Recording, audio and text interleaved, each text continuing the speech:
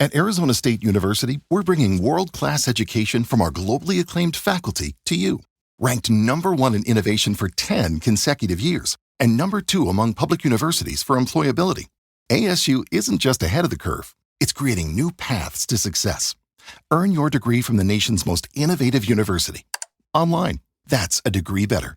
Explore more than 300 undergraduate, graduate, and certificate programs at asuonline.asu.edu.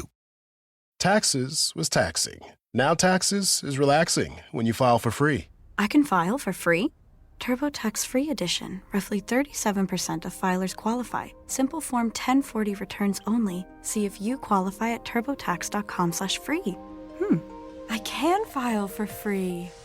Now this is taxes. File for free with TurboTax Free Edition and get your maximum refund. No schedules except for Earned Income Tax Credit, Child Tax Credit, and Student Loan Interest. See if you qualify at turbotax.com/free.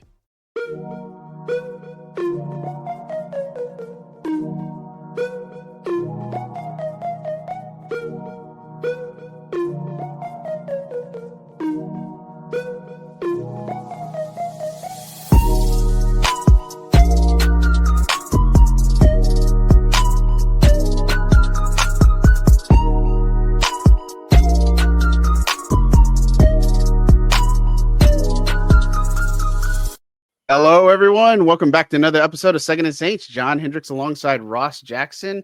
We're here on a fine, whatever day it is that we're recording all that. All we need to know is it's starting before the new league year gets here next week, all that fun stuff. You got more information than me. I just need to know if the sun's up or the sun's down. That's all I need to know. Sun up, I'm awake. Sun down, I'm asleep. Nice. Yeah. No, man. I hear that, man. How you hanging in there, man? Good, man. Good. I know you and I both did brave the drive to Indianapolis for the combine. So I don't know about you, but it took me a couple of days to kind of get back fully going, like get all my energy back. But I'm feeling good, feeling great, ready to get going here, man. How you holding up? I'm good, man. You know, that drive was a drive. You know, I ended up somehow stopping at 2 Buc-ee's on the same interstate within hours apart of each other. I love it. I hit 4 Buc-ee's. I hit 4 Buc-ee's on the total trip because we did from here to Indianapolis and then from Indianapolis to Atlanta and then from Atlanta down here. And then so we hit like that triangle. And so just mad Buc-ee's. Buc-ee's. Yeah. What's your favorite thing from there? Well, I just stopped for the coffee. Can't say coffee. It's not, you can't say coffee. I like if I could eat smoked brisket, it'd be like I'd love the ability to be able to stop off and have like a smoked brisket sandwich instead of stopping at Taco Bell or whatever. Don't get me wrong, but like so for me, it's the coffee and the merchandise. Of course. And they do have good jalapeno chips. I'm a big jalapeno chip fan, but I'm taking us all over the place. I'm sorry. For sure. No, it's cool. That's what you get with this show. You just don't know what's going to happen. But transitioning segue, what we do know is the new league year's coming for the Saints, and everybody else for the NFL. You know, it's a Thursday, March 6th, for those who were confused on what day it was or anything like that. And obviously, the Saints have to get under the salary cap. That's something we talked about last show, that, you know, we'd expect the restructures to start piling in.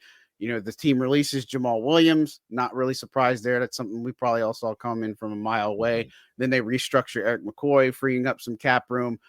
Just your initial thoughts on those two moves alone, because it's a start of a long journey for this team. Yeah, I mean, look, it's the beginning of it for sure, but they're both sizable moves. I mean, $1.6 million is what they save when it comes to the Jamal Williams release, which isn't, you know, a huge amount, but it moves the needle when you're $46 million over the salary cap. And then in the restructure for McCoy, they end up with, like $7 million. They end up freeing up there, everything. So it puts them in a really good position, and it kind of closes it up to where they're like 2 or 3 moves away now from getting under the salary cap. So I think those two moves were kind of the big precursor ones. And then we're expecting the bigger moves to come. And then there'll be more to be done after that, right? Because you're not just trying to get compliant. You're trying to get compliant plus a little bit of surplus, right? You're trying to get in the black so you can make some moves and things like that, whether it's re-signing guys or adding new players and everything. But it's a start for what is exactly what you called it.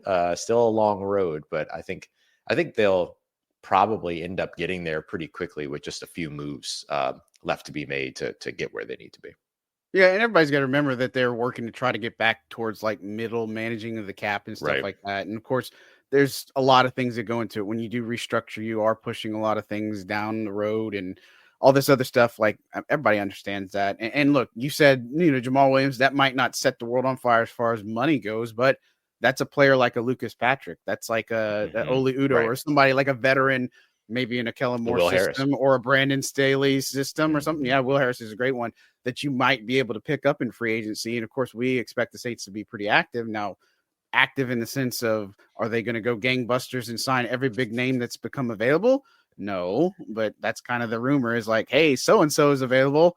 Joey Bosa is one of the biggest ones. He's got Brandon Staley ties. Well, duh, that makes sense, right? Or Devontae Adams, he becomes released. He's got ties to Keith Williams and Derek Carr. Could he be in New Orleans? Like, I mean, it writes itself, right? Like, and of course, it depends on where the Saints go. Like, they do need a pass rusher. They do need a wide receiver, another one in the building. So those guys do make sense. But, for New Orleans, obviously the big dominoes to fall, like Eric McCoy is a big part of that, right? Like, but Derek Carr's contract, that's the big one. And again, when we talked about it last show, that was a thing where Saints want him as their quarterback, right? And it's just a matter of the contract. And again, when we were talking last week, the two weren't really close on the as far as the contract, everything that I understand. But they're going to try to make progress there and try to figure out things. But restructuring Carr would save a lot of money, but there's other players they're going to have to figure out, right? Like you got Cam Jordan to deal with, you got Taysom Hill to deal with, you got to figure out what you're going to do with Tyrann Mathieu, who, oh, by the way, came out and refuted a report saying that he was going to potentially be released and all this other stuff and such. But again, you're going to always hear some things. And when you hear reports like that, sometimes they're worded in a way where it can be right. It could be wrong. You know what I'm saying? So I guess you leave that door open, then you got a pretty good batting average as is. But your thoughts on the moves that the team has to make and probably what we should expect as far as where they're going to go to get salary cap relief and money. Yeah, I think that the thing with Derek Carr that's most interesting is, do they talk about a reworked deal or do they just go straight to restructuring him? I think they're going to try to get something done first before going about a restructured deal. I don't know that that's an extension by any means, but it could be, a pay cut in exchange for something else. Like, it's got to be a little bit of give and take and all these other things. You definitely don't want to pressure him into a pay cut. It's just not the way that you typically want to operate as an organization, particularly with your starting quarterback. And so like you could go that route, but then have the restructure as a fallback, because the restructure is not something that any players automatically agree to that when they sign their contract. There's no conversation with the player in that situation. And so, like, I think, you could say what, $30.996, $30.1 million with a simple restructure of Derek Carr's roster bonus and base salary. If they go that route, then they're probably one move away from getting compliant with the salary cap. And so I would say that the other moves that I would watch would be a restructure to Cesar Ruiz, which is basically just like what we just saw with Eric McCoy, right? Young player on his first contract extension, going to be around for a while. Like that, those are the players that you do extend, or excuse me, that you do restructure. Carl Granderson, same thing. And then probably Pete Werner would be another one that you could see, an extension. And then after that, like once you get through, not extension, I'm so sorry, I keep doing that. Restructure. Okay. My apologies. I tracked with you. I knew what you meant.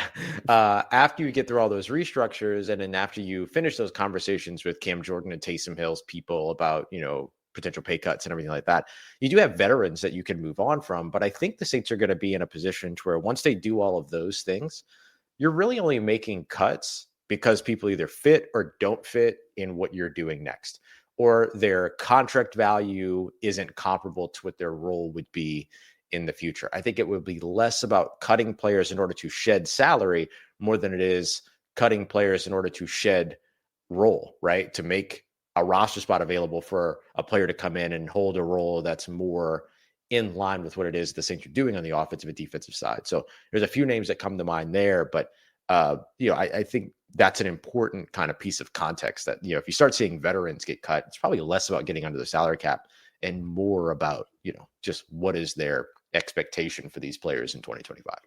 Right. And the thing is too, you got to remember obviously that, they got to figure out what to do with some of their in-house guys. I mean, again, their free agency class, there's three big names, right? And no disrespect to the other guys who are hitting free agent, but what do they do with Paulson, Adebo? What do they do with Chase Young? And what do they do with Juwan Johnson, which Juwan Right. Johnson could go find a better deal on the market. Maybe he wants a fresh start. I mean, that's a Mhm. potential possibility, you know, another new tight ends coach, if you will, another new offensive system. I think that's something everybody's got to remember. And same thing on defense is that, you know, they're switching to the 3-4. I guess the first thing I would say, does Chase Young fit a 3-4? I guess that's because I've seen that a lot. And we talked about last show about that actually could benefit somebody like Carl Granderson and Isaiah Foskey. What about Chase Yeah. Young? Yeah, it's an interesting one. I think so. I think he has the versatility to do it because he can rush as a stand-up edge rusher while also being able to play down as a run-stopping 3-4 end. Like, I think he has the versatility to do both of those things.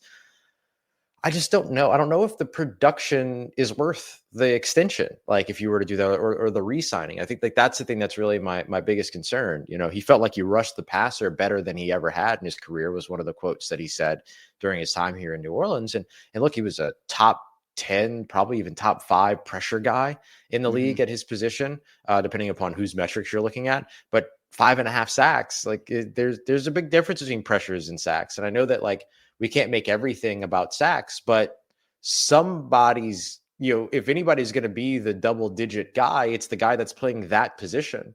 And if you're not producing that, then like, do you keep reinvesting in that, or do you go and try to find the guy that can be that? And so I don't know. I think he could fit it. It's just about, does the allocation of resources make sense if you're not going to get the production that gets the position paid? Right. Yeah. Typically what we say is $1 million per sack is usually the they end up until a certain point in which it, once you get over like 13 sacks or 12 sacks or whatever, like you end up skyrocketing after that.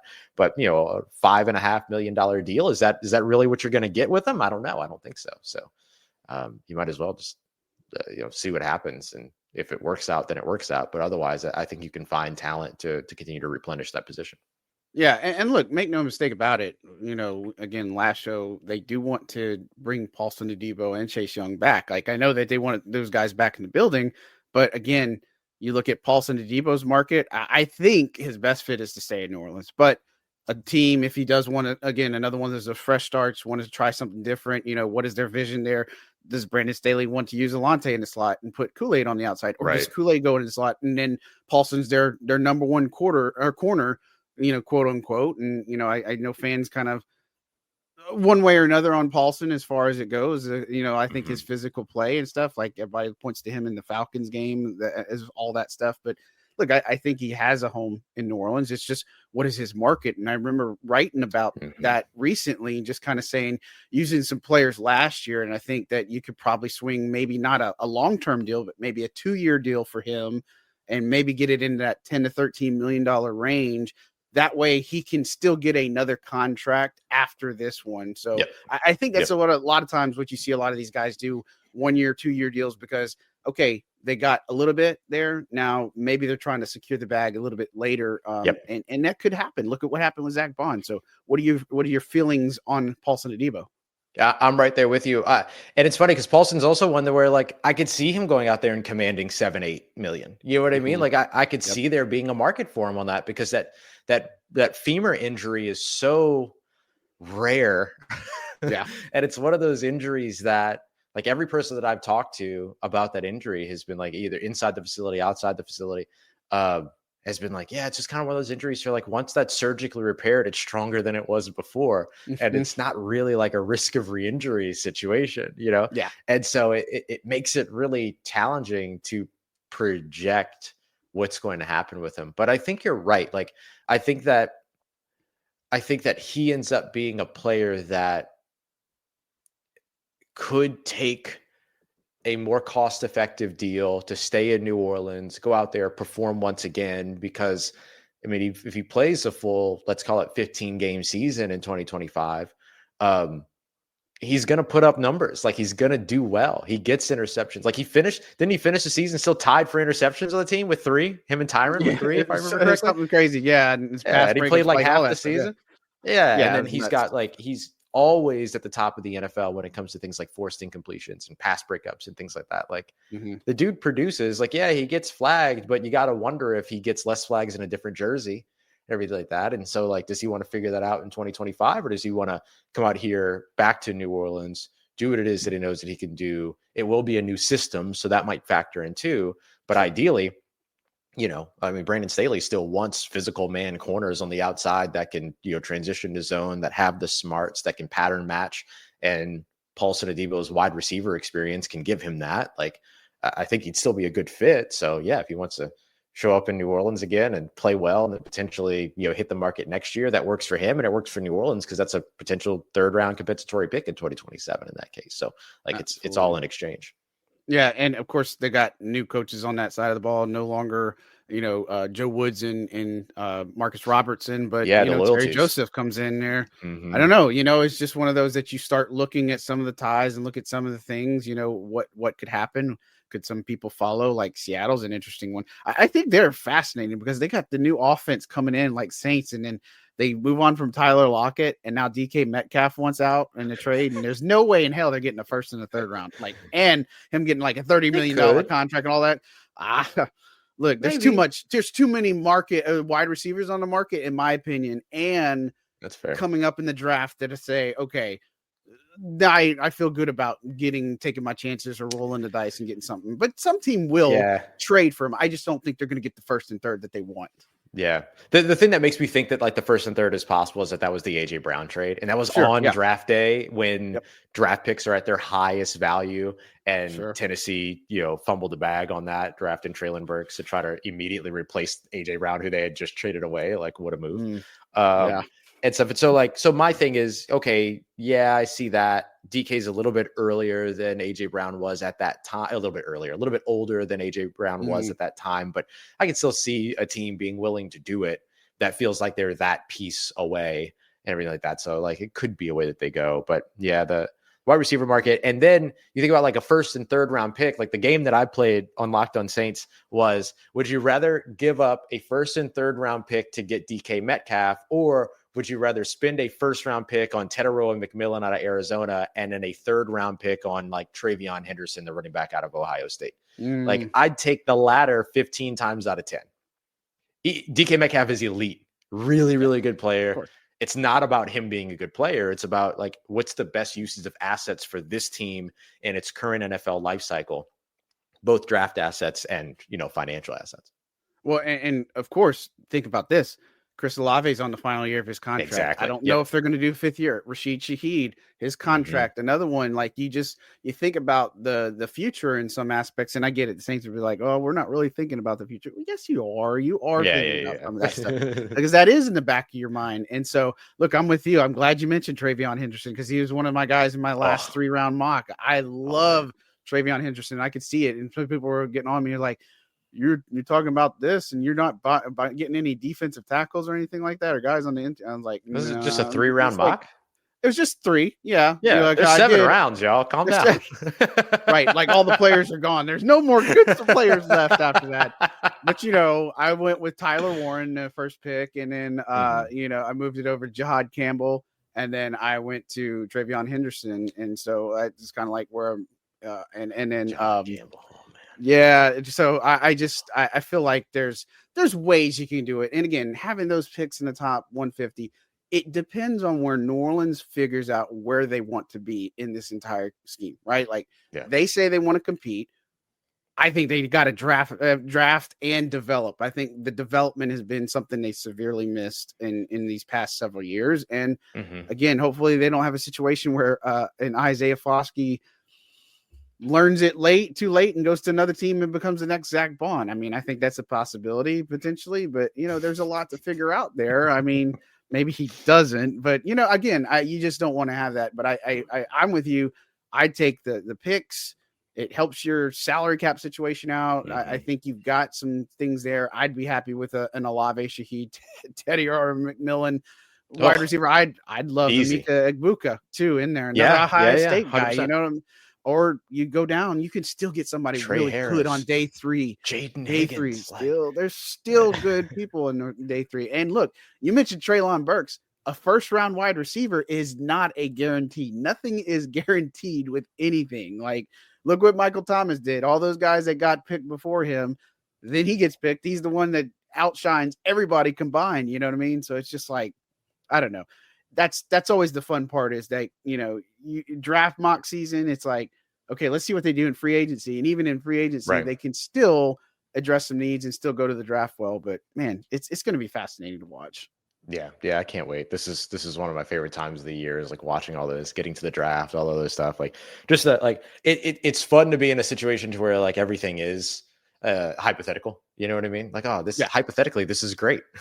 Hypothetically, this makes no sense. Like whatever it might be, and everything. But like this is what you're waiting for. Like, what can they do? What can every team do? But for us in particular, what can the New Orleans Saints do to bolster their roster, stay young, everything like that? Like the other one that I explored was and you mentioned earlier, like the potential like Davante Adams addition. The thing that works for me there is that he's still getting paid from the Jets, which I think is helpful. So he could potentially take a friendlier deal. I know he said he wants to go to the West Coast, but Davante, it's not all it's cut out to be. All right. I did that. It's fine. It's okay. It's fine.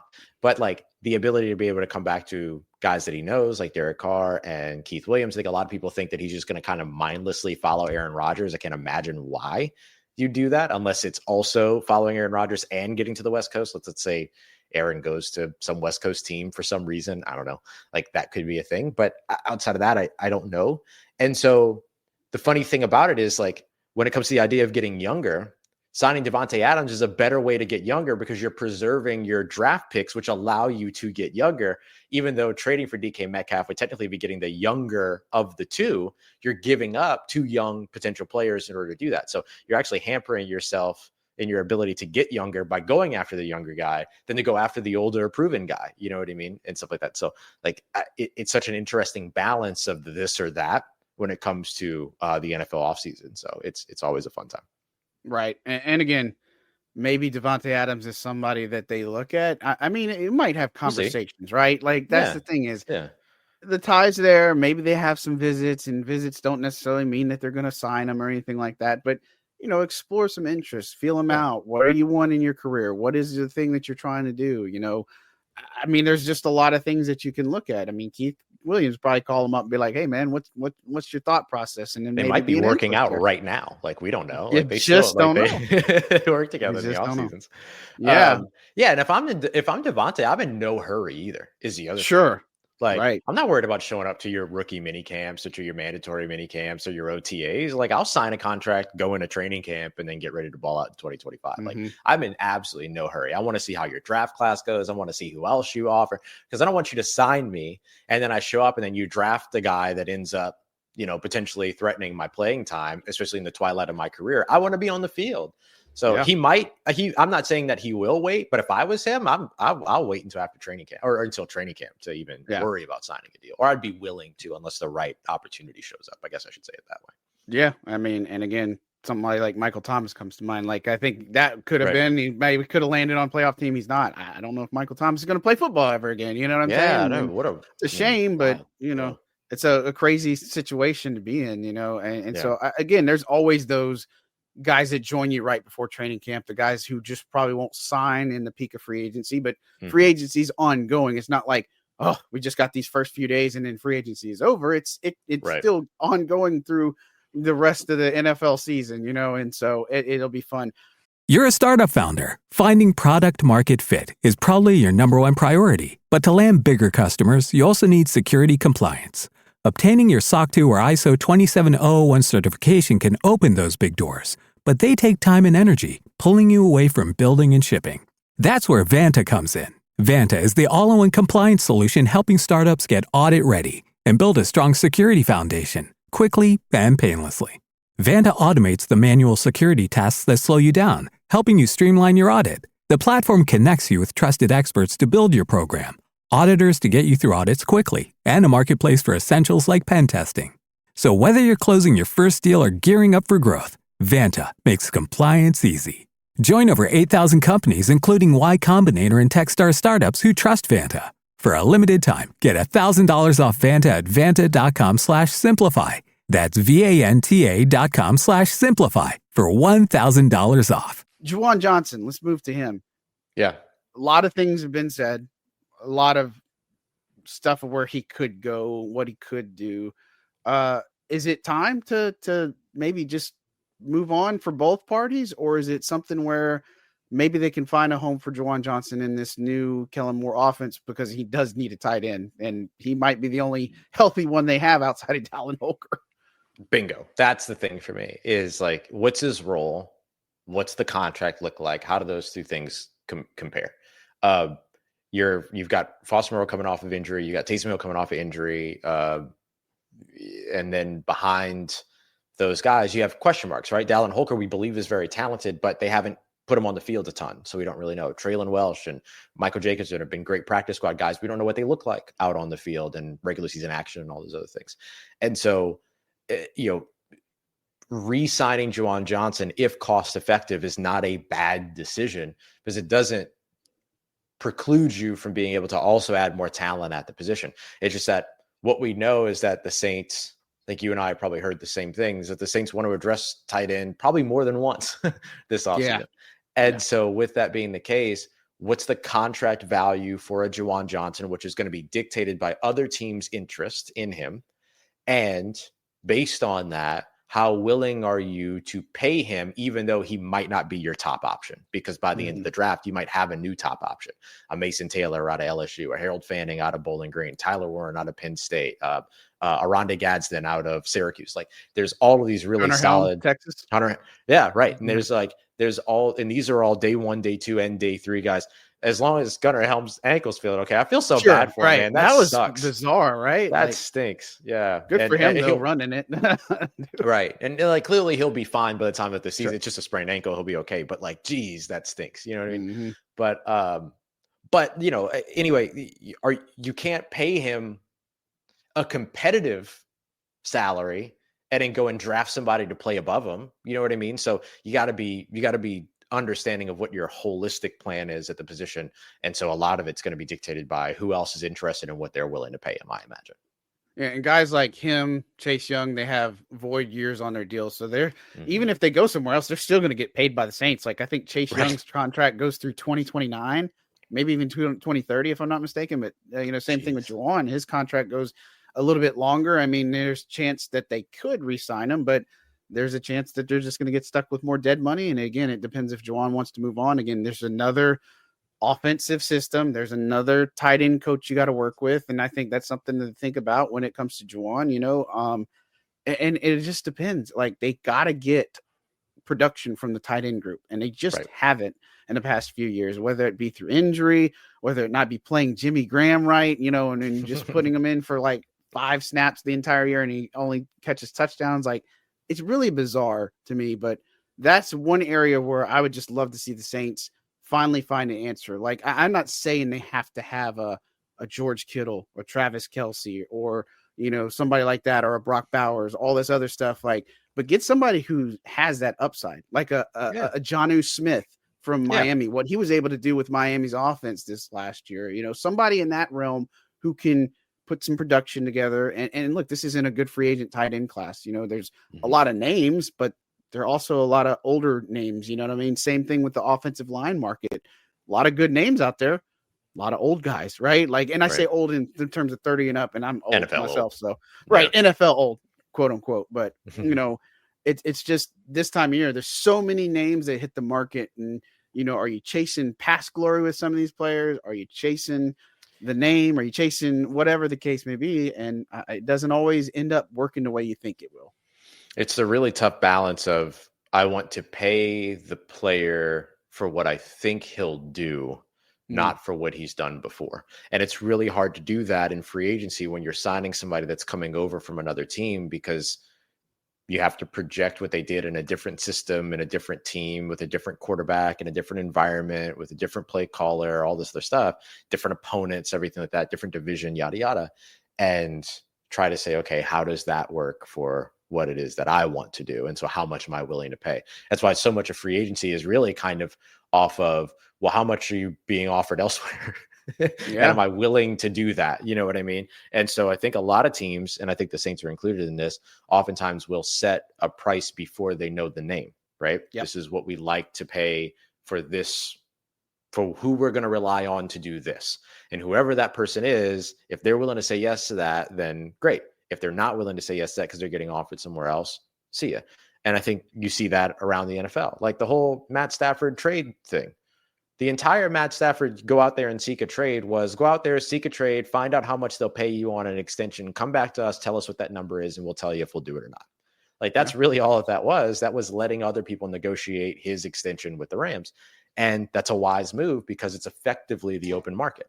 So how do you use the open market to your advantage? That's how they did it in those situations or in that situation. So yeah, I think it's a little bit tough to project all that. Like I don't envy teams having to do that. Like that's what your pro personnel scouting department is doing, and you know what your contract guys are doing, and all this stuff. Like it is not an easy task at all to try to project all that.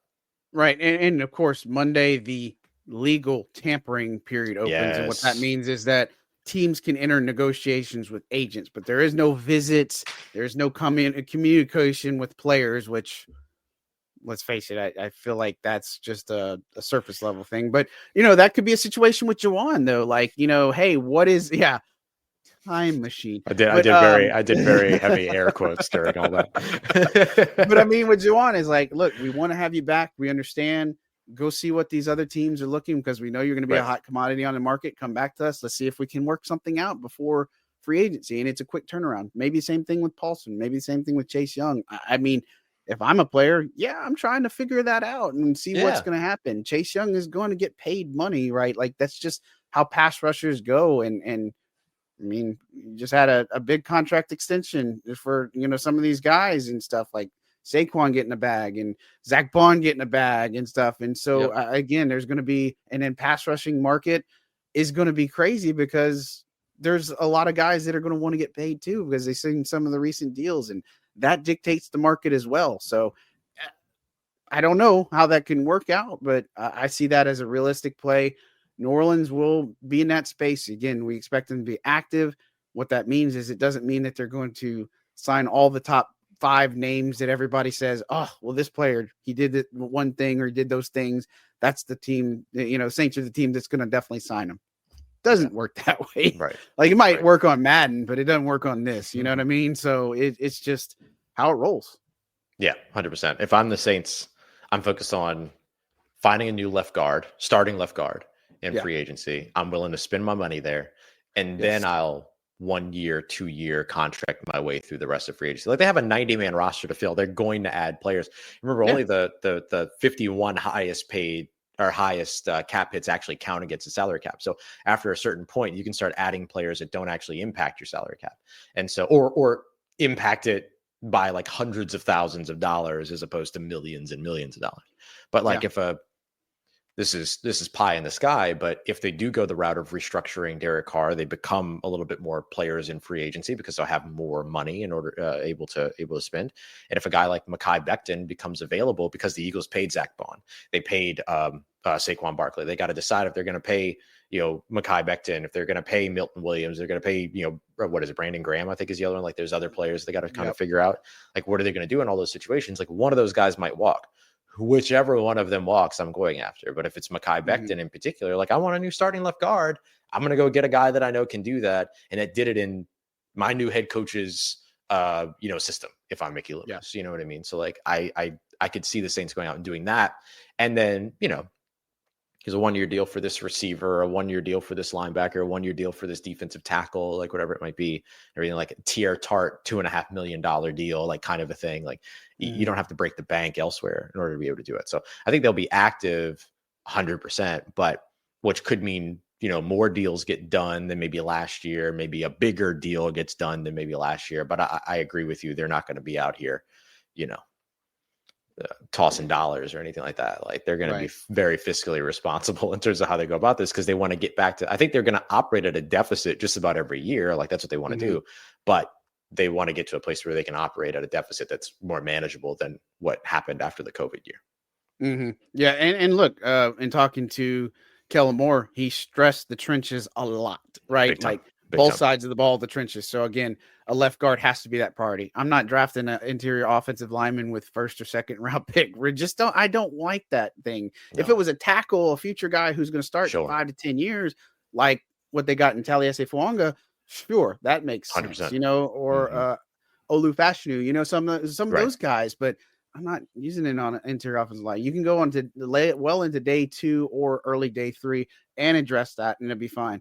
And something else about the free agency is something to keep in mind. The Saints are going to lose probably most of their free agents there because John Benton, Andrew Janunga, all those guys up in Seattle, I guarantee you that Oli Udoh, Shane Lemieux, Lucas Patrick, even guys like Landon Young, all 4 of those guys have a really good chance of landing up there in Seattle. Now, Lucas Patrick's coming off a really big injury, so that might not go as fast as they want it to there. And if he wants to continue playing football, all that other stuff. But a guy like Landon, if he doesn't, he's got versatility. John Benton knows all about him. The Saints offense, the Seahawks coaches now who were with the Saints offense, they know about him.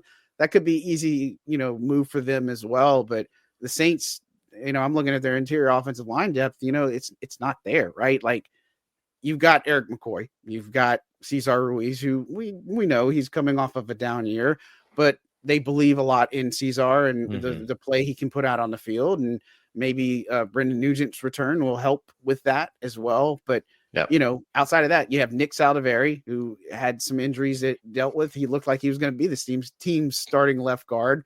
Injuries, again, that sucks. And then Kyle Hergel is your other option. So the need to address the offensive line is glaring. And same thing on the opposite side of the ball, because you have a lot of free agents and you just got to figure this thing out. So it wouldn't surprise me. Most all of the moves would be in the trenches.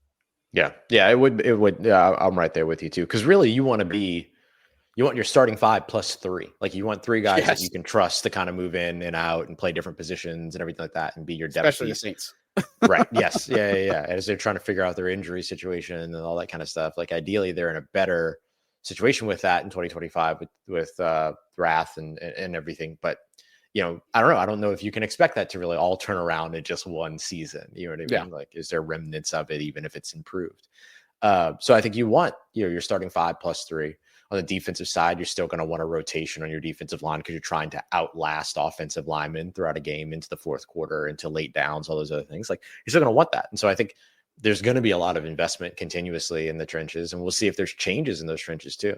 And I think you'll see some defensive free agents end up heading elsewhere. Like couldn't you see Paulson, Adebo, and Ugo Amadi following Marcus Robertson to where do you go? The Raiders? Raiders. Yeah, the Raiders. Yeah. Man, it would make so much sense. Will Harris could go there too. Yep. Yeah.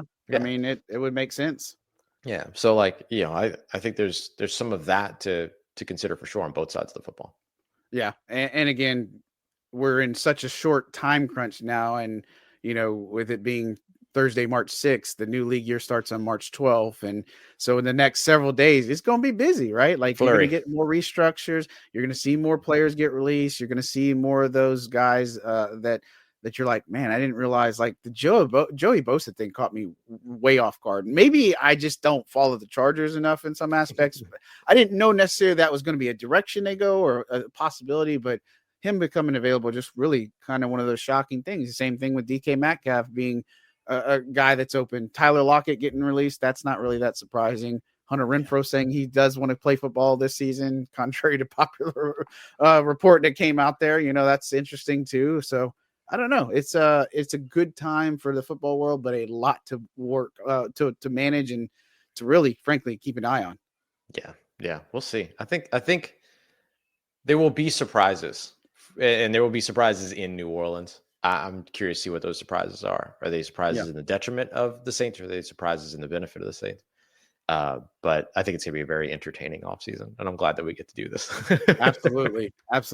The last thing I want to kind of hit on before we get out of here is, because I've seen it all of the stuff with Derek Carr, right? Like, sure, that's where they fit. I think they're going to find the sweet spot, and he's going to end up being their quarterback. But my question to you is, what is the plan after Derek Carr, right? Because this is fine and dandy. You want to go compete. Maybe this is, you keep Cam, DeMario, and Tyron. This is your year to compete and try to push the chips in. But after that, let's say Carr's not your quarterback. Where are you going in 2026? And I don't think the Saints have that plan, because they didn't with Drew Brees and it hurt them. Yeah.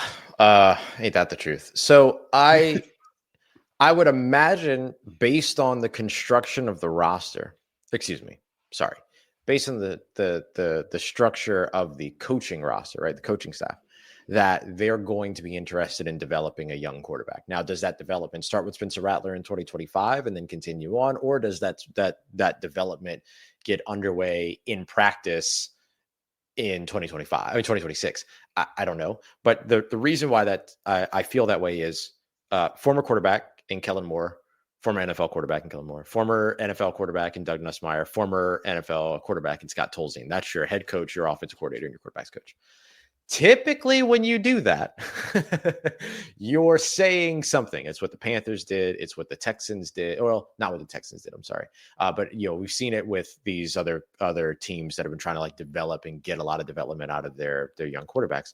And so I would imagine that. Oh, it was with the Colts did. That was the other team that did that. I would imagine that is the direction that New Orleans is looking to go, is to start developing a young option behind Derek Carr. I just don't know if that development starts in 2025 or starts in 2026. I think Spencer Rattler and Jake Haener get to benefit from it in 2025, no doubt about it. And I think that both of those guys will get and should get their opportunities to be able to kind of prove in the background, ideally, that they are showing that development. And I think I feel like we'll probably start to see the team commit a little bit more to Spencer Rattler than they did last year. It's where it was like, half Spencer Rattler, half Jake Haener. We're giving everybody snaps. How fun. I think that it's going to probably become a little bit more focused on Spencer Rattler over the course of 2025, unless they add competition, which is an option. So we'll see where things go, but that's what I imagine. I don't think they have the this is what we're going to do after Derek Carr name at the moment, because I think they want to add more names to that conversation by the time that they're ready to make that decision. Yeah. And you got to realize that maybe they do want to go the free agency route. Again, right. That could be the play here. And the thing is, if I'm Spencer Rattler, even if Derek Carr is the quarterback, right? Like, be ready, right? And that doesn't mean any 100%. disrespect to Derek, but you got to make it through the whole entire season. And we've seen like the random injury that took him out in the Chiefs game. You know what I mean? Like, that was a weird one in itself. And so again, if you're Spencer Rattler, yes, you can benefit from the guys on the coaching staff. He knows what he needs to work on in the offseason. And as a rookie going to the second year, it does make a big difference. And I could see him making a bigger leap this year. And of course, what does that look like for Jake Haener? Ben DiNucci's still on the roster. He has familiarity with this entire, Cowboys / Saints new coaching staff / Eagles, whatever you want to call it.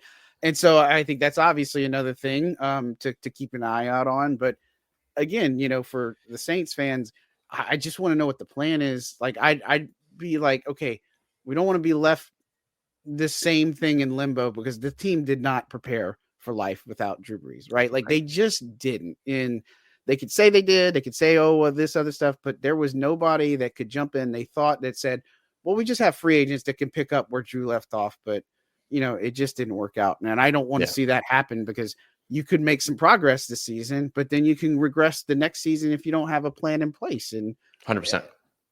I don't know. And I'm not sitting here telling you that Derek Carr is going to win 12 games for him or 10 games for him or whatever the case may be. But it's just a fact that a new coach, new rosters, all this other stuff, you could have a better season potentially. They got to go play the games. The new coaches, it's exciting. They still got to go play the games and coach and teach the game. Players got to last the season. But there is upside for the Saints team, especially when you go 5-12. I mean, that's just kind of a given. But, it's a long path until we get there. But I do feel like that is one of the questions I want to see is, what is the long-term plan for the Saints team at quarterback? Yeah, I hope that they focus their efforts, unless they add another player. My hope is that they focus their efforts on Spencer Rattler. Just as a developmental background guy. I'm not saying that they should be focusing on him as a potential starter here in 2025, but I don't know, man. I think that they could have been better in those games without Derek Carr if there wasn't so much of this. Well, we like both. Like both. And I get it. Sometimes it's hard to pick your favorite kid. Everything like that. I understand that. But man, like, sometimes, like in this situation, it really turned into, even though Spencer Rattler got all the starts, but one, it felt like that whole, if you got two quarterbacks, you don't have any, right, thing, but behind your starter, which is a disastrous situation if you don't have a guy that you're fully committed to behind your your starter, it feels like. I just hope that they go that route and that they fully commit to what that's going to look like. Yeah, and you can't worry about feelings when you go apologize to the Falcons. So I mean, that's just right. and just don't care about the players' feelings. You know what I'm saying? And of course, that's Right. been a long time, but Yeah. at the same time, practice what you preach, all that fun stuff. Well, look, we got a lot more to talk about on Second and Saints, but obviously we talk a lot about other things Saints related until we're back. So, Ross, what have you got coming up on Locked On and LouisianaSports.net? The answer is yes. Yeah. Everything. Yes. Mock draft Mondays continue. Continuing to break down kind of free agency fits and things like that as well. Just put a piece out in terms of why the New Orleans Saints should avoid conversation around DK Metcalf. Just leave it be unless that price drops big time and everything like that. And so it'll be a lot of like looking at upcoming acquisitions and salary cap stuff. John, salary cap stuff's like some of my favorite stuff in the world. Yeah. I love like breaking down, okay, well, they did this and then this, and then this gets prorated over this many years and all this stuff. So that'll be another thing that I'll have like a keen focus on, as well as tracking all the top 30 visits, because that's also going on as the NFL draft approaches too. So whole bunch going on over at both LouisianaSports.net and over at Locked On Saints. What do you have coming up over at Athlon? You've taken on more sites. Like you've got writers, like my man's employing people. Like I love it. It's crazy. Yeah, we're building a little bit of an army over here, and I'm excited about the direction it's going. So yeah, I did pick up LSU and Pitt athletics, from on Athlon, and so Saints coverage still stays the same. I'm excited about some of the things that are coming there, and same thing with LSU. Just it's cool, I'm excited about the pro days that are coming up too, and just kind of where things are going. You said top 30 visits, seeing who meets with who, and trying to get some more intel on some of these players and do some homework. And look, I think there's good ways to find, good players through the gyms. And some of that comes with some of the conversations that we have from some of these things that happen in Indianapolis and all that. And so starting to put out more, obviously it's free agency, still emphasis on the draft, but the draft kind of takes a backseat to everything free agency and all this other stuff. But once free agency, like the height, the peak of it, it's back to draft profiles. What are the Saints going to do? What are we hearing? All that other fun stuff. Yeah. And the owners meeting is going to be at the end of the month too. So it'll be a chance for us to talk to Kellen Moore a little bit more after some of these moves have been made, the coaching staff's finalized and all that, which most of it is about finalized, right? So it's just a matter of announcing who else is left that hasn't been revealed already. So fun times. As always. What a time. What a time indeed to be alive, right? Like every single time. And yeah, it's just great, man. So look, I appreciate you as always, Ross. It's fun doing these together. A lot of fun stuff brewing in the lab and behind the scenes stuff that nobody knows about. And so I'm excited to see where everything goes. And man, it's going to be a hell of a 2025. That's what I hope for, at least. And I know you do too. So yeah, without a doubt. Good deal. Well, guys, that's going to do it for us today on our episode of Second and Saints. Don't forget to hit that like, subscribe button, spread the word, all that fun stuff. Check us out on the interwebs, all that fun stuff and jazz. And look, we just want to tell you, we appreciate you tuning in and giving us the time of day. And as always, our DMs are open, our emails are open, the chat comments are open. We'll look at all of that good stuff. So until next time, on behalf of Mr. Ross Jackson and John Hendricks, signing out for Second and Saints. Y'all be good people. Love you. O'Reilly. Check engine light on? Take the guesswork out of your check engine light with O'Reilly Veriscan. It's free and provides a report with solutions based on over 650 million vehicle scans verified by ASE certified master technicians. And if you need help, we can recommend a shop for you. Ask for O'Reilly Veriscan today. O'Reilly Auto Parts.